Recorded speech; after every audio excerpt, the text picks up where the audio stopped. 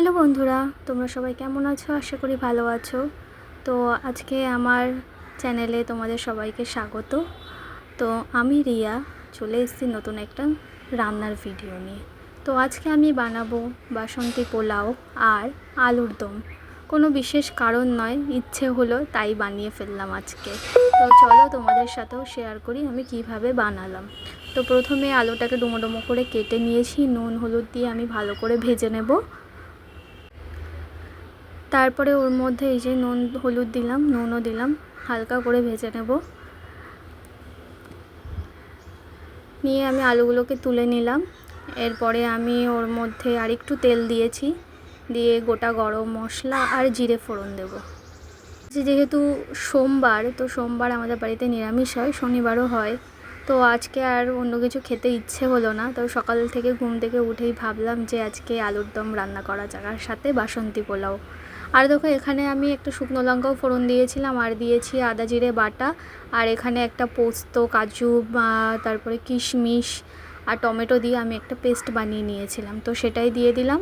এবার এটা হালকা একটু কষানো হবে, আর এর মধ্যে দিয়ে দিয়েছি নুন, আর দেব একটু কাশ্মীরি লঙ্কার গুঁড়ো, কেননা আমাদের বাড়িতে কেউ ঝাল তেমন একটা খেতে পছন্দ করে না, তো তার জন্য আমি কাশ্মীরি লঙ্কার গুঁড়ো দিলাম। হালকা ঝালও হবে আর কালারটাও আসবে। আর আমি এর ভিতর দিয়ে দিয়েছি টক দই সামান্য পরিমাণে। তারপরে এটাকে একটু ফুটবে। তো যতক্ষণ এই মশলাটা ফুটছে ততক্ষণ তোমাদের সাথে কিছু কথা শেয়ার করছি, যে এইসব রান্নাবান্না আগে আমি সত্যি কিছুই করতে পারতাম না। 2 বছর আগে যেইটুকু পারতাম ওই মোটামুটি করতাম, কিন্তু এ বাড়িতে এসে সব করতে করতে আস্তে আস্তে সব শিখে গেছি। এটা সব মেয়েদের ক্ষেত্রেই হয়। আর এই যে দেখো, এবার আমি আলুগুলো দিয়ে দিয়েছি। এবার আলুগুলো একটু সেদ্ধ হবে, তার জন্য আমি একটু ঢাকা দিয়েছিলাম।